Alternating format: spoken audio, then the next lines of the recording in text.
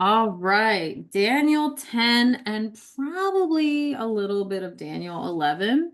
Um, we shall see. But let us come together before the Lord to pray because I have some things to atone for. Hi, God.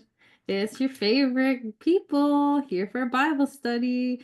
And I've already apologized like 6 times, Lord, but I'm just going to apologize one more time for my temper tantrum yesterday, Lord. I love you. Very grateful to be able to share your word with the people, to teach the brethren. So just if you don't mind forgiving me for my little outburst, Lord, it was out of line. Um, if you can just cleanse me so that I can approach Daniel 10 with a new, refreshed, renewed heart, mind, and spirit, Lord. I want to say thank you to the people who are on this call who are so supportive of the work and of me and of you, Lord. And it is such a blessing to be able to come to everybody in this way. So if you could, Father, Daniel 10, 11, and 12 is the last vision, as you well know, because you gave it to him.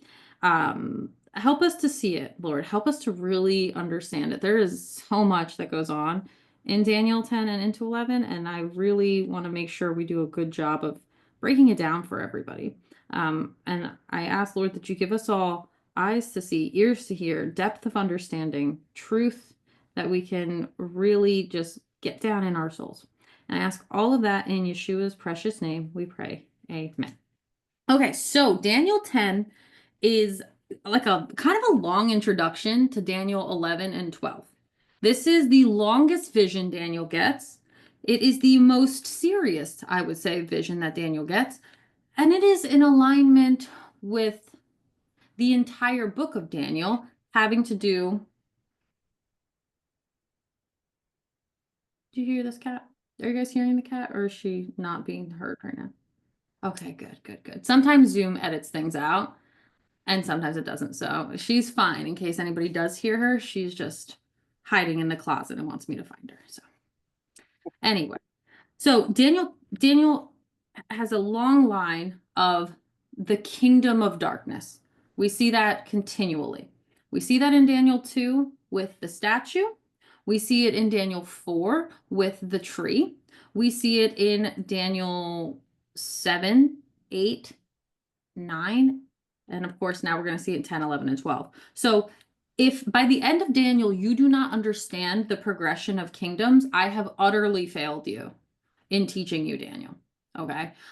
Because it is really like if you can't rattle off Babylon, Greece, Rome, Mohammedans, figs, good and bad figs. Sorry, I was just talking about today. Israel and the Antichrist, then I have failed you. Okay, so we're going to see this broken down yet again.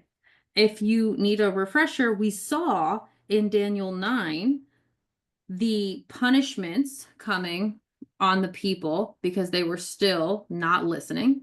Daniel 8, we see the ram and the goat, which are Greece, Persia. And here we are going to get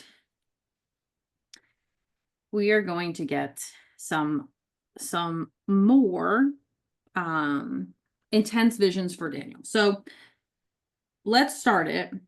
The first year, I'm sorry, Daniel 10:1. In the 3rd year of Cyrus, king of Persia, a thing was revealed unto Daniel, whose name was called Belteshazzar, and the thing was true, but the time appointed was long, and he understood the thing and had understanding of the vision. Now, again, remember, this is an introduction to chapter 11 and 12. 11 and 12 are also going to be parts of this very long vision. So not only is the time long, but the amount of time it conveys is long. All right, so we get a lot when it comes to Daniel 11.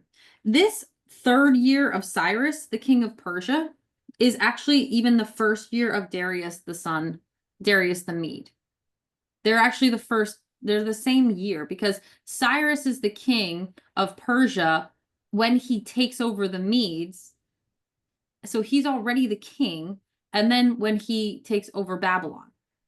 So it's a same kind of timeline here. And the thing is true. Now, he's going to understand the thing and have understanding of the vision because the like head honchos of heaven are coming to explain it to him. That's why. So remember, anytime we get an introduction, even an introduction of an introduction, it's going back. Daniel's writing down what's already transpired, right? All right. So in those days, I, Daniel, was mourning 3 full weeks.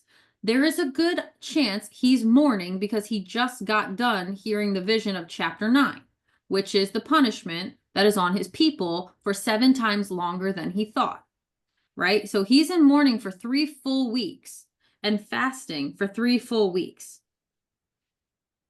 I ate no pleasant bread, neither came flesh nor wine in my mouth, neither did I anoint myself at all till 3 whole weeks were fulfilled, right? And so that is we see Daniel fast often is that 21 days. It's, a lot of times that's where that's coming from.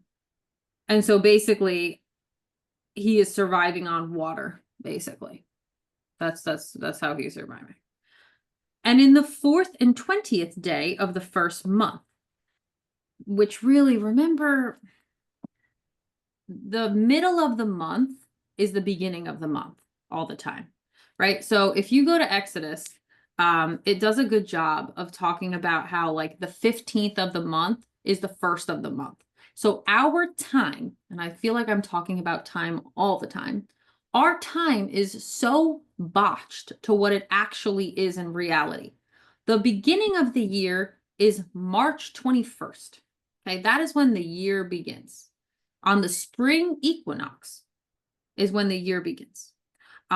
We are obviously so far secularly gone from that. And so there's just so much around timing. So the 24th and 4th day of the 1st month is literally like March 24th. It's like my birthday, March 25th, honestly. It's the beginning of a new year, is what he's telling us. So I was by the side of the great river, which is the Hiddekel. Now, you should know the Hiddekel River. It should sound familiar to you. You should be like, where have I heard this before? And you have heard it in Genesis 2. The Hiddekel is one of 4 rivers on which or through which, flowed into Eden. The Hiddekel is the Tigris River. It is the Iran-Iraq border of present day. It still exists. So Daniel's always hanging out by the rivers when he's getting these visions. If you haven't noticed, like he is always hanging out by the rivers. Then I lifted up mine eyes and looked, and behold, a certain man clothed in linen, whose loins were girded with fine gold of Uphaz. Now, again, whenever we see a certain man clothed in linen, with loins girded with gold upon his waist, he has a belt of gold, we should already know this is some angel somewhere. Okay, this is an angel. We don't know which right now. His body, we're about to find out though. Okay, you're going to know, I hope, with this description. Now, at this point, he's already been visited by Gabriel. His body also was like the beryl, and his face as the appearance of lightning, and his eyes as lamps of fire, and his arms and feet like in color to polished brass, and the voice of his words were like the voice of a multitude. You already know what angel this is. If you've studied Revelation with me, this is the angel of the Lord. Who is the angel of the Lord? That's Christ. Christ is the angel of the Lord. Always Christ. Okay. Christ, pre-Christ, obviously, because we're in Daniel's time. So, funny story, the message that's about to come, or not about to come, the message that was already given to Daniel, i.e. the Messiah is going to be cut off. He's looking at the future Messiah who's going to be cut off in 69 weeks. Again, timing, prophecy, really tricky thing. And so, we know that this is Christ. This is the angel of the Lord. What we don't see here, but I can tell you has to be the case, is that Christ is not alone. We're going to see that he is at least with Michael. I tend to think Gabriel's probably also with him because Gabriel is always talking to Daniel. And so I tend to think Gabriel's there too, but we know for a fact, well, we will know for a fact in a hot second, that Michael is there with him. Now, again, the angel of the Lord is so all-consuming, Daniel's not even looking at anybody else. But here's how we know there's at least a duo and probably a trio of really powerful entities. Ready? This is how we're going to know it. And I, Daniel, alone saw the vision, for the men that were with me saw not the vision, but a great quaking fell upon them, so that they fled to hide themselves. They felt the magnitude of the power that surrounded what Daniel was seeing. Right. And that's not to say Christ is not powerful in his own right, because he certainly is. But we're going to keep moving through how we know at least Michael is there with him. But again, I tend to think that more than just Michael was there based on what we're going to hear in the next little bit. So they feel it. They start to quaking. They start to shaking. They run away scared. So they just leave poor Daniel at the riverbank by himself, facing off with Jesus, Michael, and possibly Gabriel. And Daniel, what's going to happen to Daniel? You guys already know. You've already know enough of Daniel to know what's going to happen to Daniel, okay? And what would happen to any of us, probably, which is, therefore, I was left alone and saw this great vision, and there remained no strength in me, for my comeliness was turned into me into corruption, and I retained no strength, right? Daniel falls on his face, right? That is what happens when you see the head trio of heaven in front of you at the riverbank, and when your friends feel it and run away. And of course, having no strength in him, he faints. That's what it is to have no strength in you. And the comeliness being talked about here is his like vitality, his vigor, as it were, right? So comeliness can often mean a couple things. Sometimes it has to do with attractiveness or maybe lack thereof. In this case, it has to do with vitality and vigor and strength of self, which he loses, understandably, because he retained no strength. Yet I heard the voice of his words, and when I heard the voice of his words, then I was in a deep sleep on my face, and my face toward the ground. Right? This is kind of the position Daniel often assumes when he's getting a vision from the angel of the Lord, but also from Gabriel. I mean, he's assumed this position plenty of times. And it is a falling on his face quite literally, and also like a deep meditative state. And we've heard this before. We know we've heard this already in Daniel 8. Like we know this happens to Daniel. And behold, a hand touched me, which set me upon my knees and upon the palms of my hands. Right? The strength given back to Daniel only set him up on fours. Like he still did not have the strength to stand. This is why we know, this is one of the other reasons why I think we know that there's more than just the angel of the Lord here, because he's seen angels before. He cannot get up. Even with the Lord, the angel of the Lord touching him, he doesn't get his strength back to do anything but get on all fours, right? So he's on his knees in the palms of his hands right now in this sort of deep meditative state. And he said it to me, and this is the angel of the Lord speaking. O Daniel, a man greatly beloved, understand the words that I speak unto thee, and stand upright, for unto thee am I now sent. And when he had spoken this word unto me, I stood trembling. Then he said unto me, Fear not, Daniel, for from the first day that thou didst settest thine heart to understand, and to chasten thyself before thy God, thy words were heard, and I am come for thy words. Now remember, Daniel was fasting for 21 days. At the beginning of that fast, the Lord heard him and sent his angel, i.e. Jesus, his Messiah, before he's a Messiah, to Daniel to have him understand what is going on in the spiritual realm and also what is to befall the people, because Daniel's always very preoccupied for the people. Okay, this is really important because of what is about to transpire next. Okay, But the prince of the kingdom of Persia withstood me 21 and 20 days. But lo, Michael, one of the chief princes, came to help me, and I remained there with the kings of Persia. Now, this is not Cyrus, because Cyrus, God strengthens. You're about to see in the next verse, or I'm sorry, the next chapter, chapter 11, Michael himself strengthens Cyrus. So we have to know that this king of Persia is not the current king of Persia, i.e., Cyrus. It's the king of Persia, i.e., Satan, in the supernatural realm. Because Cyrus is God's servant, make no mistake. And this is why I spent so much time making sure we kind of understood that Darius the Mede is Cyrus the Persian. Because Darius, aka Cyrus, loved Daniel. So it's not Cyrus that's keeping the angel of the Lord from coming to Daniel. And we know that because when Michael enters the chat, it is because Satan is in the room. And so I don't want to overplay Satan and his power.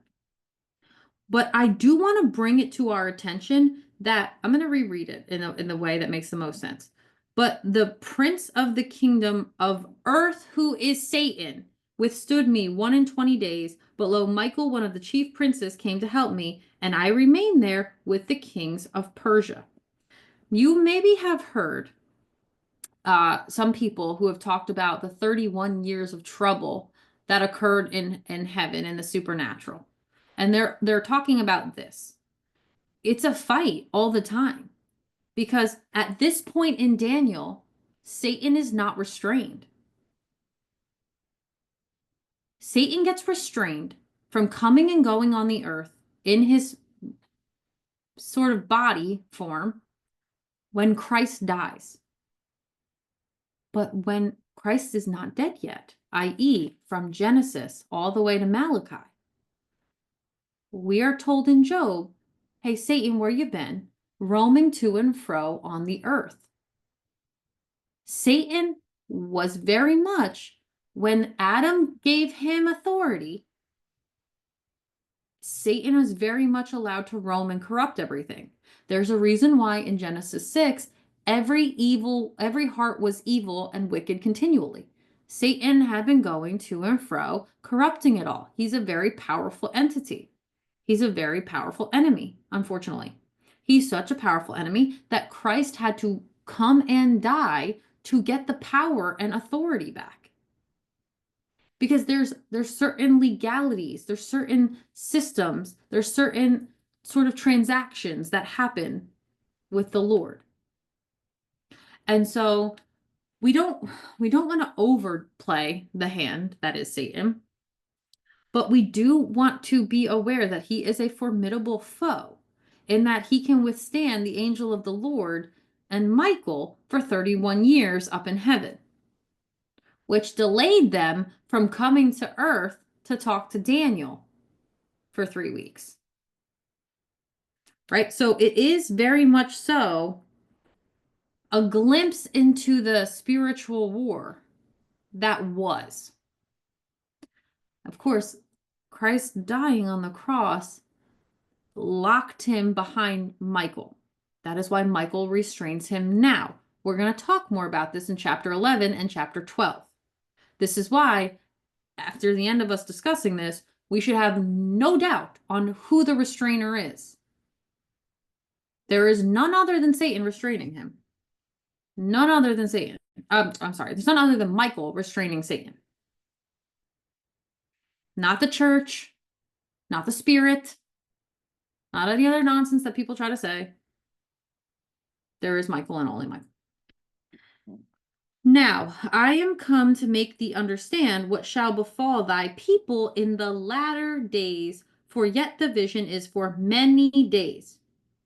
The latter days are the end days, okay? And the visions that Daniel's getting are always pertaining not just to his generation and beyond, but also to the latter days, which is our generation. Now, so we are supposed to understand this because God Himself allowed the angel of the Lord to come to Daniel and for Daniel to write this down for us. And it's unlocked. We're going to get in chapter 12. God tells Daniel, don't lock this up. Don't let the people know yet. It has been revealed unto us because we need it. But it was given to Daniel 2,500 years ago. For now. Because God loves us as much as He loves Daniel. And so,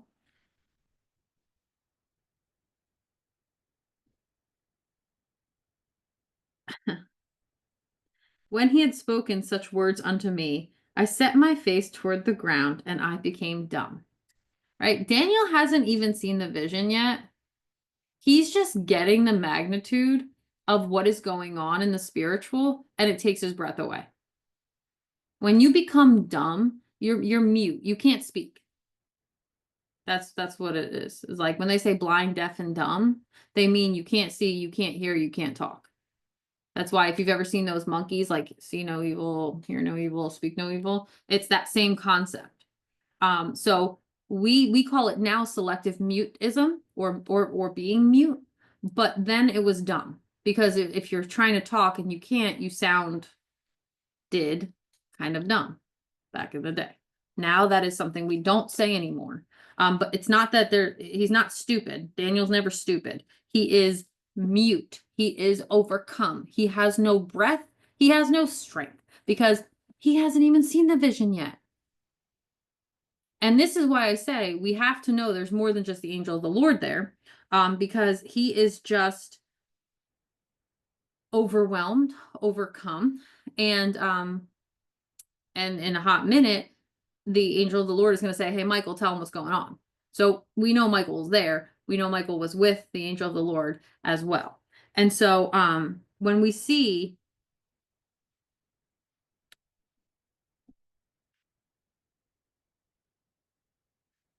I guess I'll say when we see the impact that the spiritual realm can have on the physical realm, we are not ready for it.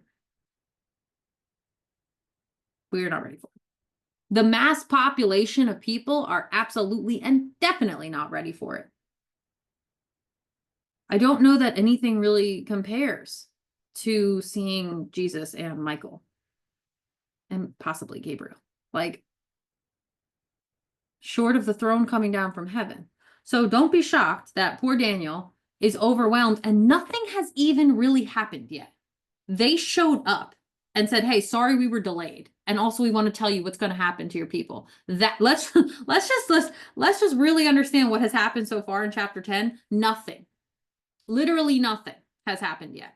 The hard stuff hasn't even come yet. That's going to be in chapter 11 for Daniel and a little bit in 12. Right? So he's just having a hard time functioning based off of very, very little in some ways. Right? So this is a very powerful moment here that is being talked about, and Daniel's learning quite a lot very quickly. And behold, one like the similitude of the sons of men touched my lips. Then I opened my mouth and spake, and said unto him that stood before me, O my Lord, by the vision my sorrows are turned upon me, and I have retained no strength. Right? Like I'm seeing you guys, and I cannot operate in this moment. Like, how do you want me to speak? Like you're giving me permission to talk, and I have nothing. What am I supposed to say? Look at y'all's. What am I going to do here? Right? Who am I?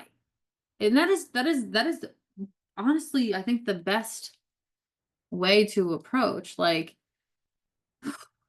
wow, Lord, you really picked me. Like, who am I? Everybody who's been picked by the Lord has said that.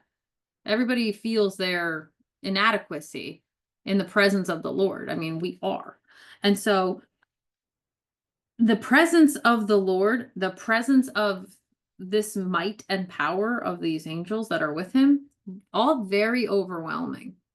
very, very overwhelming. And so, his sorrows are turned upon him. He has retained no strength.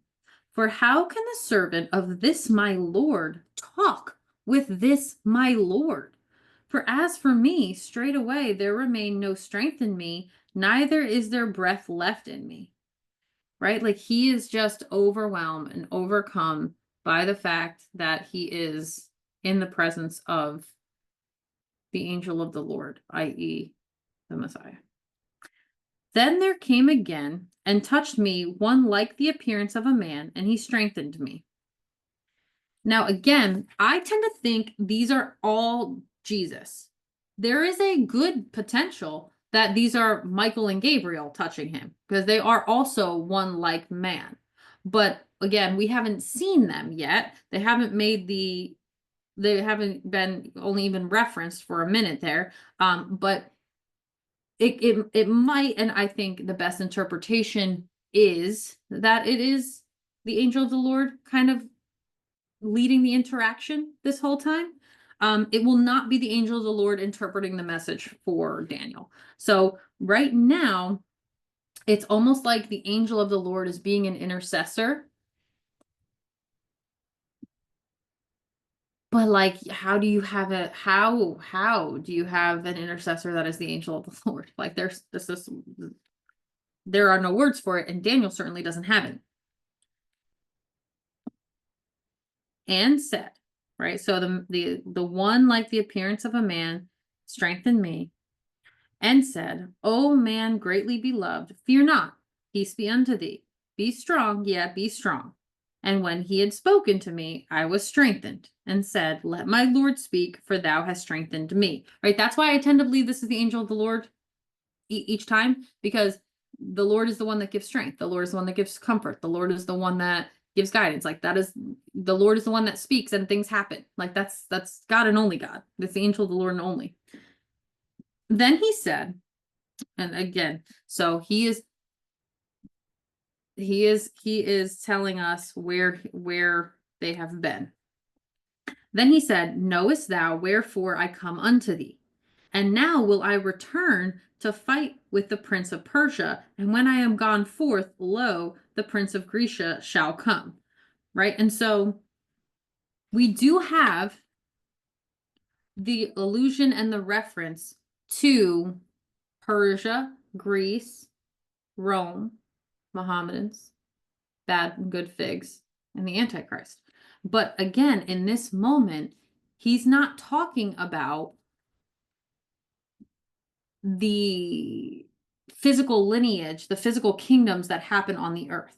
Because what he's saying here is he's alluding to where he just was in the supernatural fighting with Satan, the king of Persia.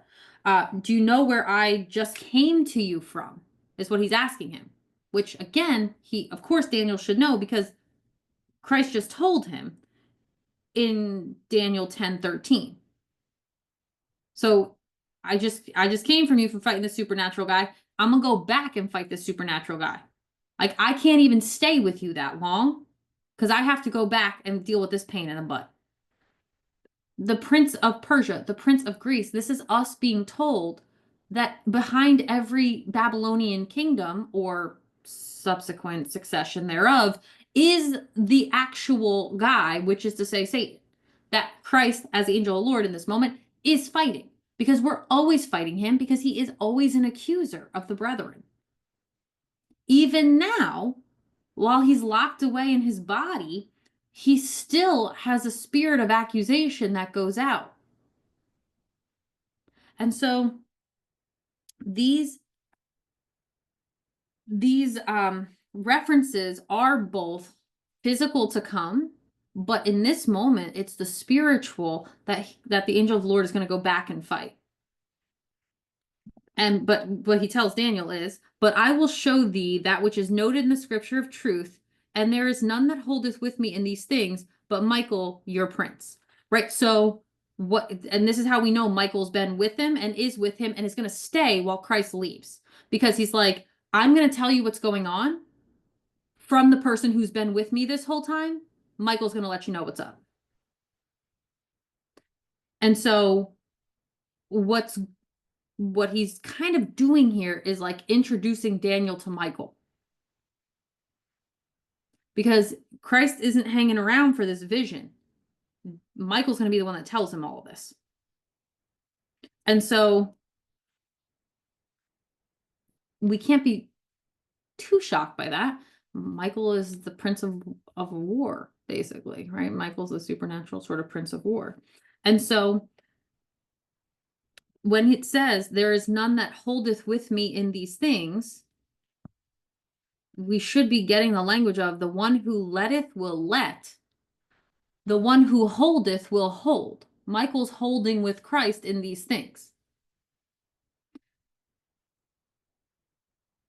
And that is because I won't say no one knows Satan like Michael, because that's not true.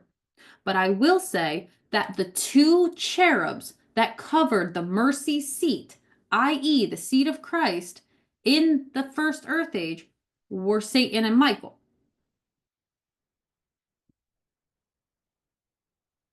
And so they are always squaring off for that reason.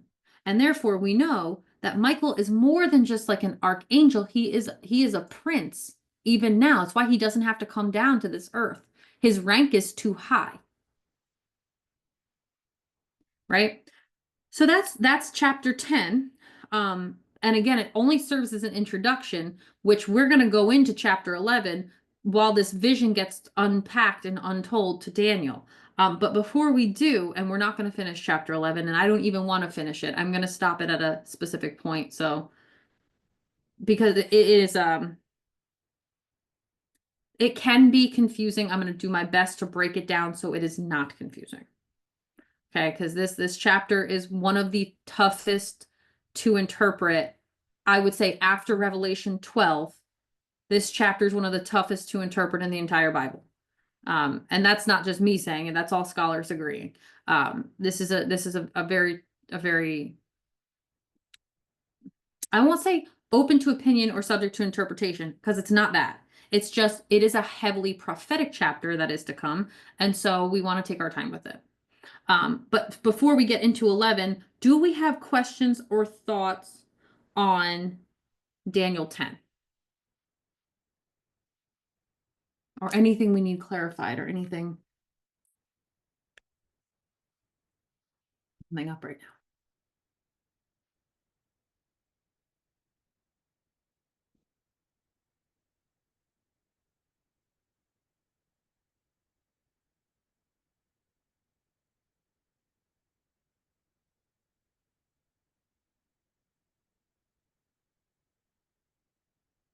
One more time, verse 13. So The prince of, we're going to see Satan referred to as a couple different princes, lowercase p's all the time. We're going to see him as a prince of Persia, prince of Grecia, prince of Tyre, prince of the air, prince of the earth. These are all names that Satan has. They're all roles that Satan has. Sometimes even he is the boxed cedar, which is an imitation of the cedar of Lebanon. And sometimes he's even the king of Tyre. He is also a Babylonian king. He is, of course, the little horn. Right? These are all son of perdition, abomination of desolation, the dragon, the serpent. These are all names that pertain to Satan at various places in the text. And of course, they have a parallel in physical reality. You know, there are types that reflect him. And the types, of course, don't have the same fate as him. Like the Babylonian king Nebuchadnezzar, he obviously converts. The satanic king of Babylon, aka Satan, he is going to be burned to ashes from within. That is pronounced in Ezekiel under the name of the king of Tyre. And so we will get to Ezekiel. That'll be a long book. It'll take us a long time. I don't know when we're going to get to it. It might be after Peter, honestly. It might be not next, but after it, I think. But because remember, Ezekiel and Daniel happen at the same time. They're in the same captivity of Babylon. So we get a lot of pronouncements from Ezekiel. But yes, so he is fighting with Satan in the spiritual realm. And it's such a battle because it's not just Satan. Satan's got a whole kingdom of darkness. You know, there's a whole, if you've ever seen Star Wars, we have Star Wars going on right now. The children who are the stars are warring with each other. And so the things that we see in our reality are because we all have a knowledge of it from before. We all intuitively know it, even if we can't remember it. So this battle, the spiritual kingdom, I mean, heck, we have people in this community that do spiritual warfare in the spirit now. And they're literally warring against demons who have done X, Y, or Z thing in the lives of someone else. And so there's still ways that even unbeknownst to ourselves, we give up our rights to some degree as children of light, and we don't even know it. A Ouija board is a way that people do that. When people are playing with Ouija boards, you are letting in demonic entities. Don't wonder why weird things start happening. You're letting the demonic in. When you hang out in demonic places that have demonic footprints, there are plenty of haunting stories on objects. This is why we anoint our homes so nothing demonic can cross the threshold. So that spiritual war that Christ is referencing in the angel of the Lord, the angel of the Lord is referencing in Daniel 10:13, is to give Daniel, and by proxy us, an understanding of what goes on in the spiritual realm then, but even now. Because when we get to Peter, our enemy roams about like a lion waiting for someone to devour. That is after Christ. That still happens. I mean, we just saw it with Charlie Kirk. The enemy is always at work. And again, we have to discern what is the enemy and what is our own sort of weakness. I made a TikTok on that today, but it is very much so a spiritual battle that we are in that also exists in the physical. And so these Babylonian, Persian, Grecian, Roman, Mohammedan, Israel, Antichrist system is a big way that Satan works as well. I don't even know if that answers the question. I don't even actually know what the question was, to be honest with you. What was the question? What was the question? I'm good. Does that make sense? That help? Yes, thank you. Good, good, good. Good. So we will start seeing the types, the tropes, kind of continuously throughout as we study. And the language will be familiar. Like we're going to get that when we're not getting to it today, but when we get to Daniel 11:21 through 31, you're going to start hearing the same language that you hear when we're talking about the Antichrist. In the same way that when we hear the angel of the Lord, we see things like his skin is brass and like beryl and with gold and all these and with lightnings and voices that are very loud. It's the same language to describe it because it's like these people don't have the language to describe what's going on in the spirit. Like, how do you describe the Shekinah glory? Well, it's shiny and it's brass-like and it's hard to look at. Like that's what's happening a lot of the time. So the language fails a little bit, but the language kind of stays consistent when all these people are trying to describe what they're seeing. Because John's language in Revelation, when he's looking at the throne and he's looking at Christ, is the same language of Daniel in Daniel 10 when he's looking at him, right? So That's also true with the Antichrist and with Satan. So we will get there. It will come clearer, but I hope it'll come clear. If it doesn't, just ask. So Daniel 11, let us get into, because I do want to touch on it a little bit today. Daniel 11, if you didn't understand that Darius the Mede year 1 is Cyrus the Persian year 3, you would think this was a whole different vision. It is not. It is not a whole different vision, because what we're about to see Michael say is, I was with Cyrus when he conquered Babylonia. I strengthened him up to do it. That's how we know Cyrus, again, Darius the Mede. I'm hopeful that we've that's why I won't teach it really any other way, because it's the only thing that makes sense with what's happening here. That is a servant of the Lord. And so let's get into Daniel 11, and this will make more sense. So also this I is Michael.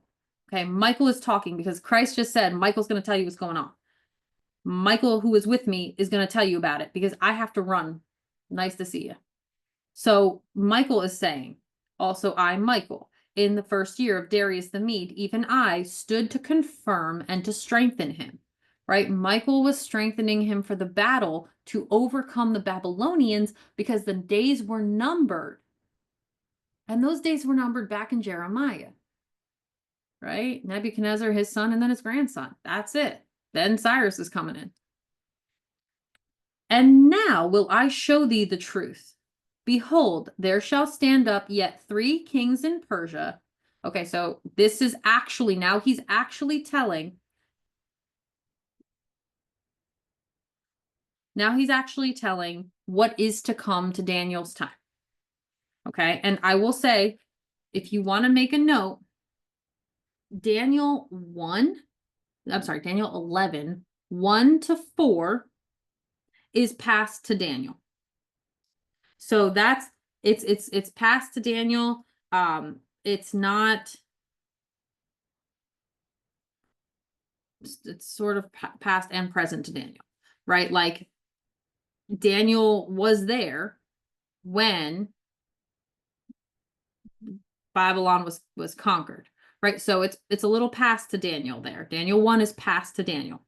Daniel 2 is not past to Daniel, but he already knows it's coming because he's seen it like 1,000 times at this point. He knows what's going to happen in Persia. He has seen that ram with the 2 horns. He knows that the kings are going to be in succession. So behold, there shall stand up yet 3 kings in Persia. Cyrus is going to be one of them, and then the people after Cyrus, which again, we already saw in the vision of Daniel 8 with the ram and the he-goat. And the 4th shall be far richer than they all, and by his strength through the riches he shall stir up against all the realm of Grecia. Right? And so that the 4th king after Cyrus in Persia is going to be very, very wealthy, and also taking on the empire of Greece. It's not going to go well for that Persian king. And a mighty king shall stand up that shall rule with great dominion and do according to his will. Now, we already know from history that that is Alexander. That's Alexander the Great coming in. Okay, he is the one that comes in with Greece, takes over, and has great dominion. We don't only know it from history, we also know it from Daniel's previous vision, right? So it's not exactly passed to Daniel at that point, because it hasn't happened yet, not all of it, but Daniel's already aware of that. He has gotten that pretty well from his vision in chapter 8, from what he saw with the end of Nebuchadnezzar. Like he knew that was coming. So that's not shocking to Daniel. And obviously it's not shocking to us because we've already lived, like the time has already progressed past Alexander the Great. And when he shall stand up, his kingdom shall be broken and shall be divided toward the 4 winds of heaven, and not to his posterity, nor according to his dominion, which he ruled, for his kingdom shall be plucked up, even for others besides those, right? So Greece the city-states of Greece, the kingdom of Greece, gets scattered to some degree and becomes Rome, right? And we know that because we see that in chapter 2, we see that in history. Greece very easily gives way to Rome. The Greek gods, which is to say the fallen angels, make their way to Roman gods. It's like almost, it's not two halves of one whole, but it's a seamless transition, right? The transitions are all kind of seamless, as the kingdoms get less powerful. And so when he stands up, which is to say Alexander, his kingdom is broken. It's divided to the four winds of heaven, which is to say the whole Persian Empire is lost. That whole thing stops existing. And even to this day, it's gone. Persia doesn't exist really in any kind of strong way like it used to. We've lost all the empires. The Roman Empire is gone. The Ottoman Empire is gone. The Byzantine Empire gone. The English Empire is gone. There was a time that England had an empire. They really don't anymore. Like all those things have kind of come and gone. The days of the empires are past. And that's what we're seeing there. So Daniel 11:1 to 11:4 is past to Daniel, a little present, actually very present, I should say, to Daniel, and a little future to Daniel. Okay, does that all make sense for the timeline? Because that's the easy part. Daniel 11:5 to 11:20 is going to be very confusing, so we'll move through it slowly. And that is future to Daniel, but it is past to us. And it is pretty easily tracked in history. And I'll give you where things get a little tricky, but we won't get there yet. We probably won't even get there today.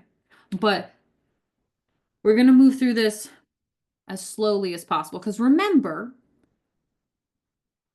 hundreds of years into thousands of years are being covered in this time. Right? And this is why Daniel looked at the magnitude of it and like had a small heart attack. And this is why the thing is true. This is going to happen in the future. But also, it's for many days and it's for the end days. Right? I'm quoting Daniel 10 here. So it's many days because it's a whole bunch of like time passing, and it's for the end days.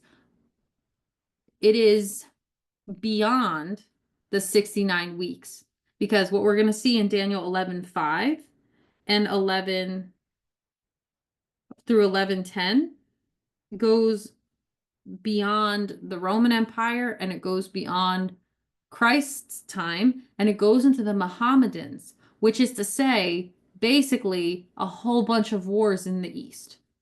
The Middle East and all their turmoil has existed for like hundreds of years. And it starts with the Ptolemaic kingdom, which is the king of the south, which is Egypt of today. Ptolemaic being Ptolemaic. Ptolemaic. And the Seleucids, which are the king of the north, which is Syria of today. Seleucids. Okay. So now, again, remember, as to the point I made before with Terry, there is also a name that is the king of the north that pertains to the Antichrist, right? So don't be, this is why people kind of fall out about this.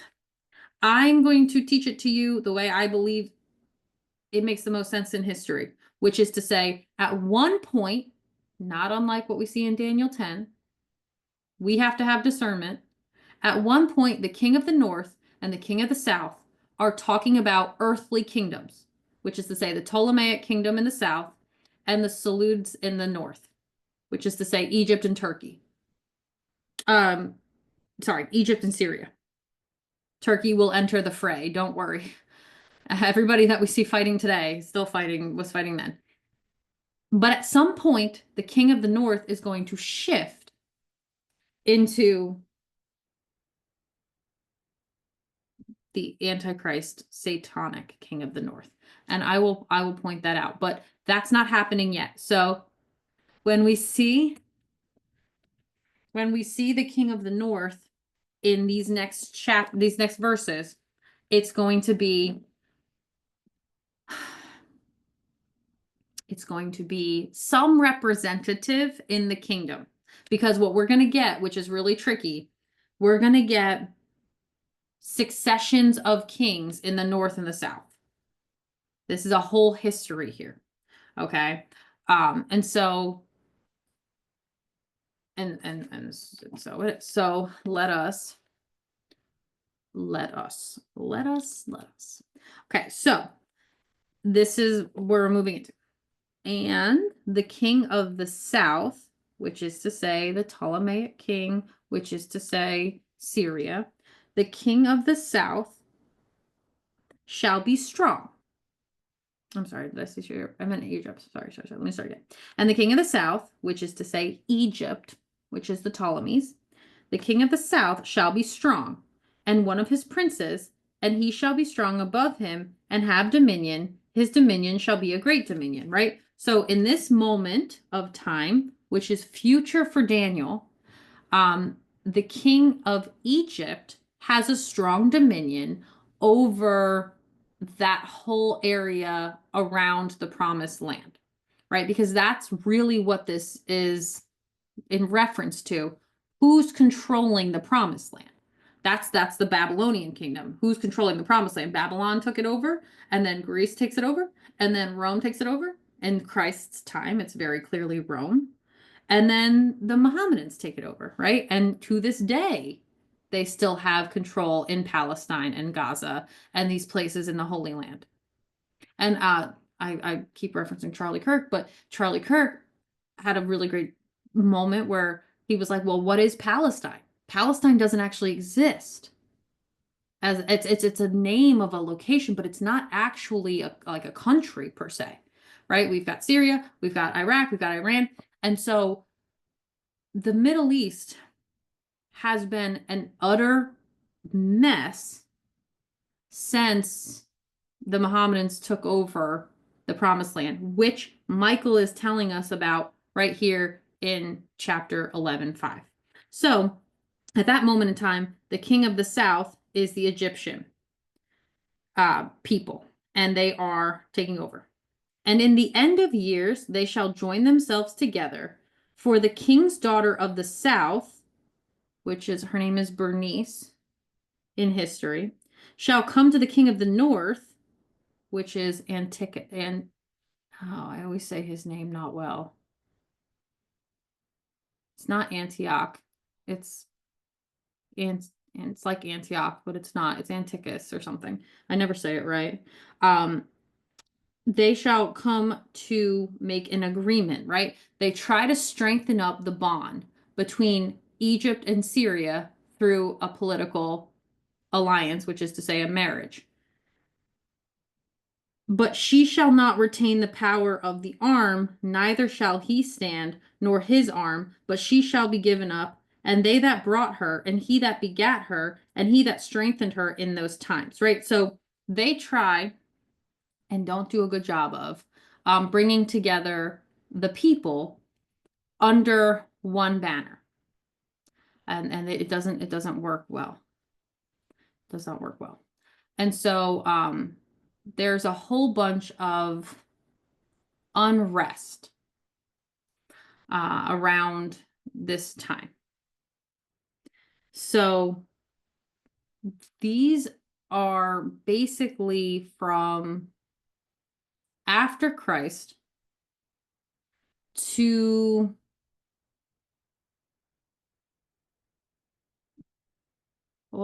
before Christ to after Christ.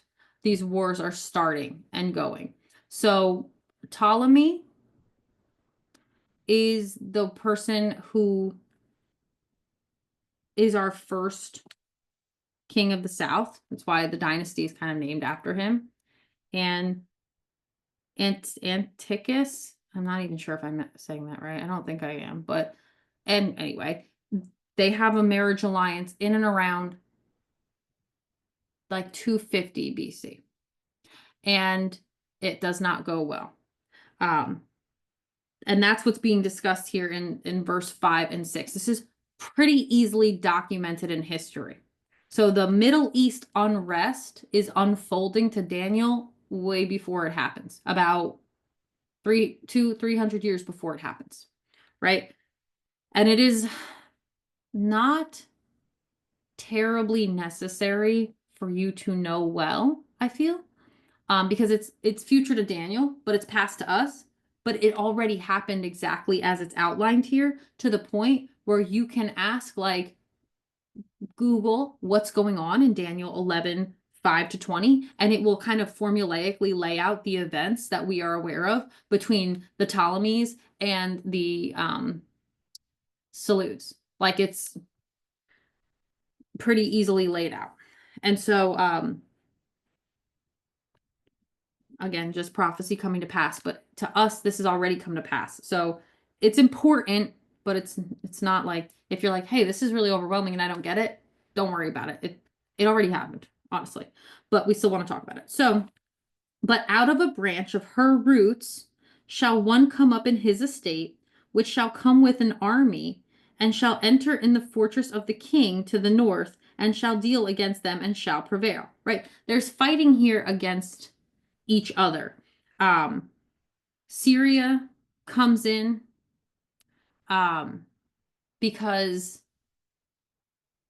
after Bernice, and Bernice is the king's daughter of the south in verse 6, she gets murdered. Her children gets murdered by the former wife of Antiochus. And so Ptolemy, the king of the south, right? The Ptolemies are the south, comes, rises up, stands up in the estate out of the branch of her roots. Ptolemy 3 avenges Bernice's death. That's what happens in verse 7. And enters the fortress of the king of the north, right? They invade Syria. The Egyptians invade Syria, and shall deal against them and prevail. And so that's what happens. Ptolemy 3, to avenge his kinsfolk, this failed marital alliance, they go to Syria. They ransack it, and they bring, well, actually, let me just keep going. And shall also carry captives into Egypt, their gods with their princes, and with their precious vessels of silver and gold. And he shall continue more years than the king of the north. Right? So we see this happen in history around 200 BC. Like this already has happened. This already occurred. And so the king of the south shall come into his kingdom and shall return into his own land. And so that's what happened. It's after Ptolemy 3 avenges Bernice's death, ransacks Syria, brings the treasures back, which was a common practice. We see that with Babylon. We saw that in Daniel, right? We see that in Daniel 5. And again, at the time Michael is telling Daniel this, none of this has happened. But it's going to happen. This is the fifth kingdom. This is the kingdom of the Mohammedans. They lasted for a really long time. The sort of unrest in the Middle East has lasted for a really long time. And again, it's important because Israel is caught in between geographically these locations, right? And so the whole book of the Bible centers around Israel, the people, but also the place. So when people try to tell you nowadays, like, oh, Israel's not a place anymore, that's not even close to true. And oh, Israel, the people, is the only thing. And they don't even know that the people who are in Israel right now are 1 out of 12 of the tribes, right? So the people are lost for understanding what goes on in the promised land of today. But we're going to see it because the kingdom has been foretold to us. And right now, we are no longer in the Mohammedan kingdom. We are in the good and the bad figs. We are in the final 6th kingdom before the Antichrist comes. Okay? And so I'm going to keep going just a little bit because I don't want to, I want to break it down, but I also don't want to spend too much time because the important stuff is what I want to get to next. And there's 45 verses in Daniel 11. So I want to make a good way through here. So I'm just going to go a little further, even though I know we're a little at time. Is that okay? Are we all okay with that? Okay, cool. Okay, just checking. So, not surprisingly, but his sons shall be stirred up, and shall assemble a multitude of great forces. And one shall certainly come and overflow and pass through, then shall he return and be stirred up even unto his fortress. Right? We're not really too surprised that the sons of Antiochus come and invade Egypt. So Antiochus II married Bernice, the north and the south. Antiochus III invades Egypt in what is called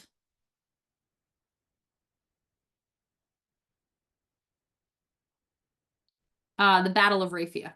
The Battle of Raphia is what it is. Battle of Raphia.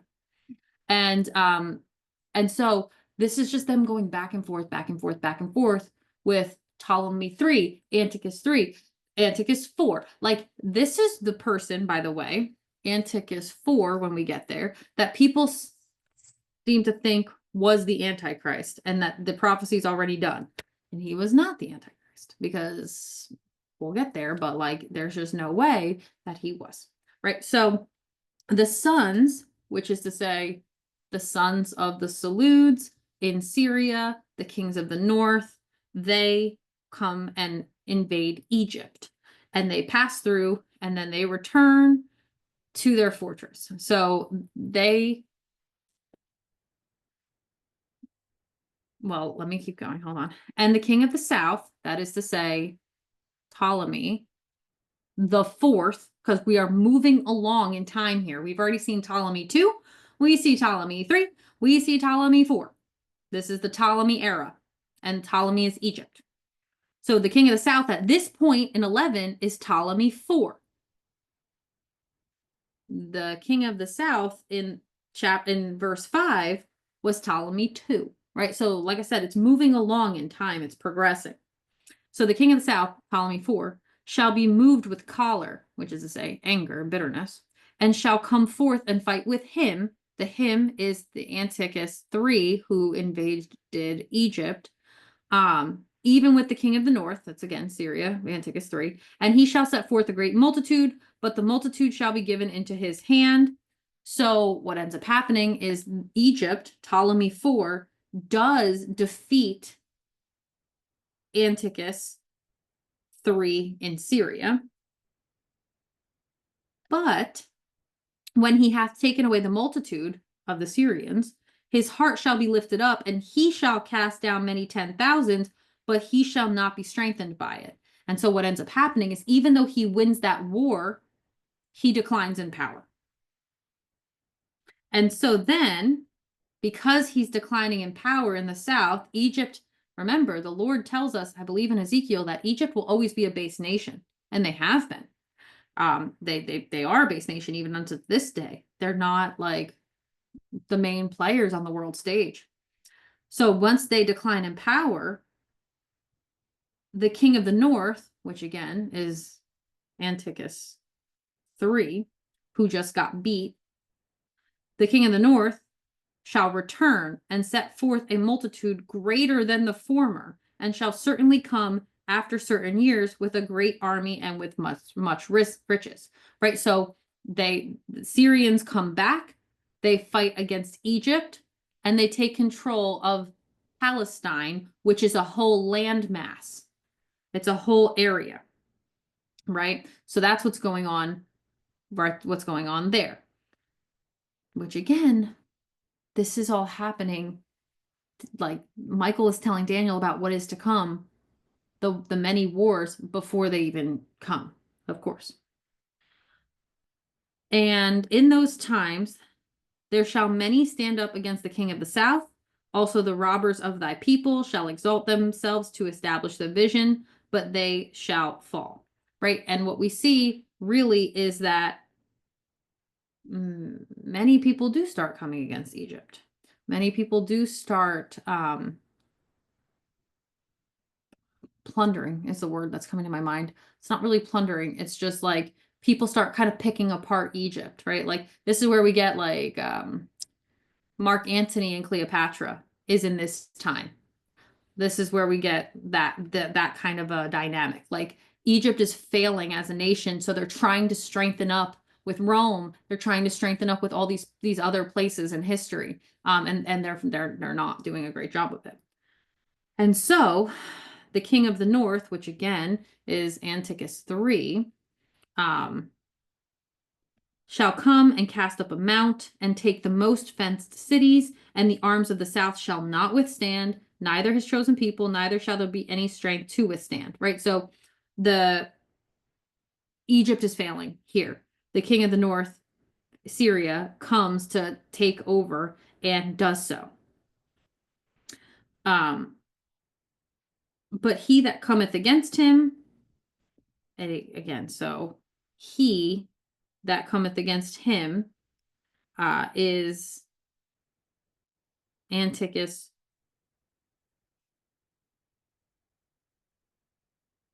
the third. We're not into Antiochus the fourth yet, but we'll get there. But he that cometh against him shall do according to his own will, and none shall stand before him, because this is where Syria starts to get some power. And shall stand in the glorious land, which by his hand shall be consumed. The glorious land is Israel and Palestine of today. So again, all this fighting going on around there. I'm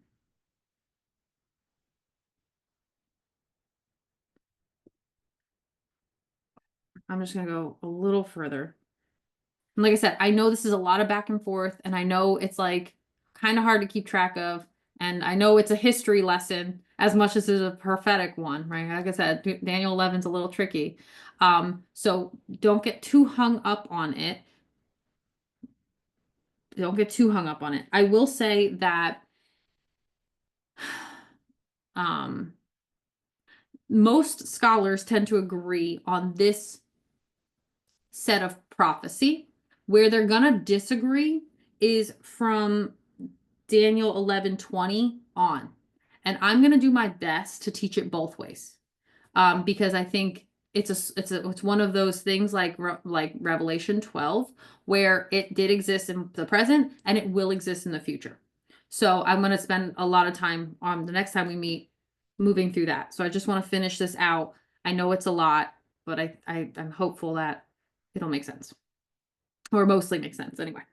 So he shall also set his face to enter with the strength of his whole kingdom, and upright ones with him.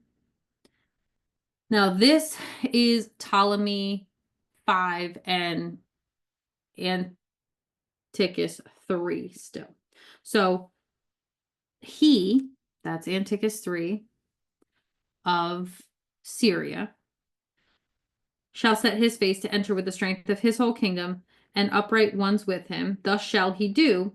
And he, again, still Antiochus 3 of Syria, of the salutes, shall give him, that him is Ptolemy 5.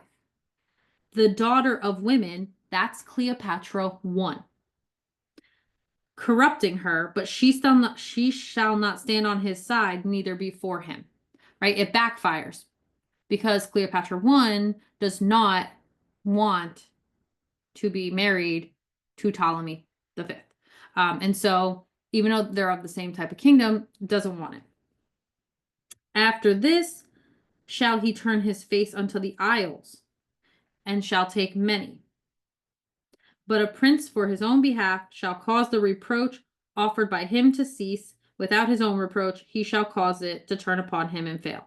Right? So, after Antiochus 3 is trying to conquer, he's trying to strengthen ties. He also sets his face on the isles nearby, which again, the isles nearby were like Greece, Rome, Crete, things like that, and takes many. But a prince for his own behalf causes the reproach offered by him to cease.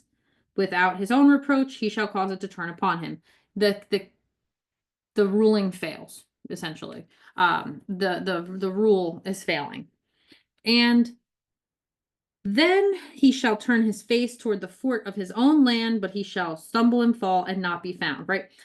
He being Antiochus III, trying to make all these things happen. He's trying to conquer lands. He's trying to give give Cleopatra one to Ptolemy.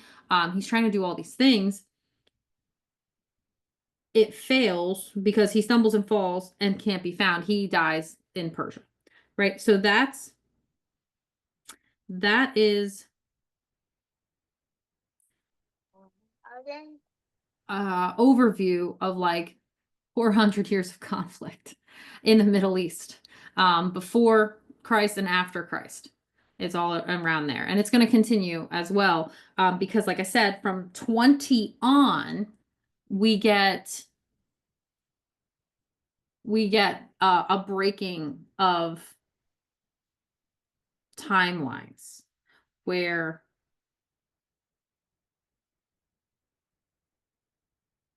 it goes, it fits both ways, I should say. Because from 20 through 30 something, I can and will teach it through the same history prophecy of the conflict in the north and the south, i.e. Syria and Egypt. And that I can teach that and I will teach that. But also we can take it on the future pacing, supernatural, what is to come. And they both work. And so I will do my best to teach it to you as succinctly as possible, because like I said, I know that back and forth is a lot. And even now we have so much confusion on that area. And it's always been like that. It has always been like that. It's a lot of difficulty to keep track of who's doing what, where, and when. And even still, the locust army is swarming over there, kind of very easily seen. And of course, not just in like Turkey, Syria, Iraq, Iran, but also, and of course, you know, the Mohammedans kind of like overlap Israel coming together as a nation too, because we still had like Khomeini and we had the Persian Gulf War and we had all these things in like even the 70s, 80s, and 90s. So Saddam Hussein, Osama bin Laden, like all those things still come out of the complete unrest, which, do you know where that goes back to? The unrest in the Middle East? You will never guess, probably, but maybe you will. It was one man's disobedience. Abraham? Yes, ma'am. Yes, it does. It goes back to Abraham and Hagar and princes of Ishmael. So that again, every offshoot you see in Genesis causes issues even unto this day. Genesis 4 with Cain, Genesis 19 with Lot with Ammon and Moab, Genesis 23 with Hagar and Ishmael, Genesis 30 something with Esau, 32 maybe, Esau. So, because again, that's Russia of today. And so, yeah, we have had these things going on for a long time. And it comes from not listening to the Lord. It comes from not doing it God's way all the time. God still makes a way. I mean, it's not like the people in like the Middle East, and especially like Saudi Arabia and like Dubai, they aren't extraordinarily blessed. They're some of the richest people around, you know? And they are of the lineage of Abraham. And God himself spoke to Hagar and said, hey, I'm going to take care of your seed and they're going to have 12 princes. But like, they conflict with the children of Isaac and Jacob, even unto this day. Right? So we will stop for now at Daniel 11:19. Suffice it to say, though, that what Michael is revealing here to Daniel is extremely true and a very difficult thing to predict And it's literally, you can follow it verbatim in history. Verbatim. So yeah, I know that that's a lot. Questions on anything right now? And I don't have this up in the lecture series yet, but I will put it up there and I will make it as easy to understand as possible with my notes so that you can get like visuals of it. So just that it's like an easier thing. You're not just getting the biblical text, you're also getting the like breakdown of who's doing what and where. I just have to make that, so I will make that. But other than that, that is the introduction in Daniel 10 and the past to Daniel / present to Daniel, Daniel 11, 1-4, future to Daniel, but past to us, Daniel 11, 5 to 11, 19. And I know it's a lot. I know it's a lot. I know it is a lot. This is exactly why I couldn't teach it yesterday, because this is like, not only am I not the one right now, but also this is like one of the hardest chapters to teach effectively, I would say. But again, this part of it is already history regardless. So you can grab a history textbook. You can, it's not, it's very cut and dry when you're looking at it historically, which is nice. It's just a little hard to convey with all the back and forth. But again, let us understand that everything that comes with the sort of kingdom of darkness is confusion, right? Like it's all very confused in the Middle East. It's all very like back and forth. Don't really be too shocked. And the Lord told us all about it. So, questions, comments, anything coming up in Daniel 10 or Daniel 11, 1-19?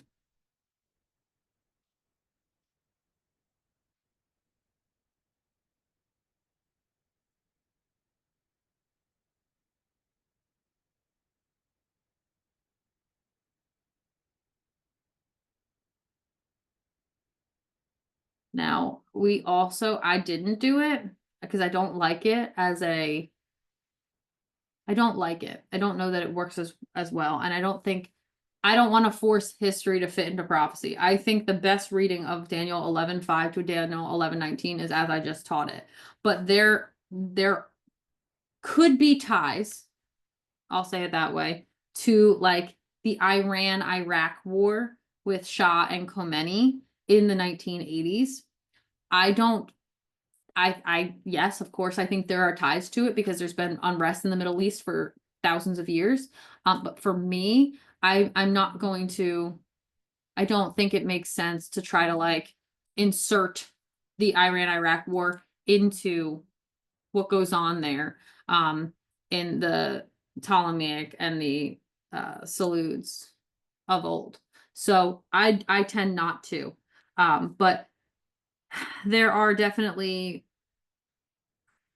people do make claims that it also is a tie to the Iran-Iraq. And to that I say, sure. But it doesn't exist well in the history of the thing. Even if you're reading, and I think there's a space and you should, future prophecy in Daniel 11:20 to Daniel 11:45.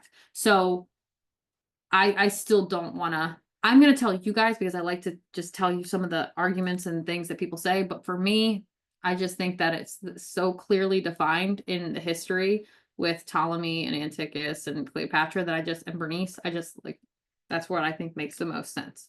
But yes, so okay, cool. No questions, no comments, nothing right now coming up for anybody? Good job, Steph, knowing about Abraham and Hagar. Well done. Thanks. Let us come together before the Lord and pray out. Father, we are so grateful to you for making this make sense for us, for so many things already coming to pass, for you for telling us all things. We are so grateful to know that even though there are wars and rumors of wars and, all kinds of unjustified murders and killings, you are still our Father on the throne, and you knew what would happen, and the wars of men have got to play out. And even as we will discover in the next meeting, the peaceful war of the Antichrist has got to play out, Father. And so we are so grateful that you're with us in all of these things, that you provide and protect us through all of these things, that you give us the strength to stand, Father. I ask that as we teach these things, of course, that the people are protected, that they're guided, that they have strength, you strengthen them up. I ask, Lord, that if there's anybody who is called to know this prophecy well, that I ask that you help them to know it well, especially what we're going to go into, because there are definitely people potentially watching or in this community who have a Daniel calling on their life, Father. And so this message that is to come in Daniel 11, it might be a message that somebody's meant to prophesy in the end times, Father. So I just ask that you speak to the hearts and the minds of the people, so that they can come into their anointings and their giftings and their callings, Father. And I thank you for allowing me to continue with my gift and my calling and my anointing, which is to teach the people even the tricky things that are somewhat hard to follow, but you do make it so much easier, Father. I ask for blessings as we move through the week. I ask for protection on everybody watching, their families, their friends, their homes, their cars, their finances, Father.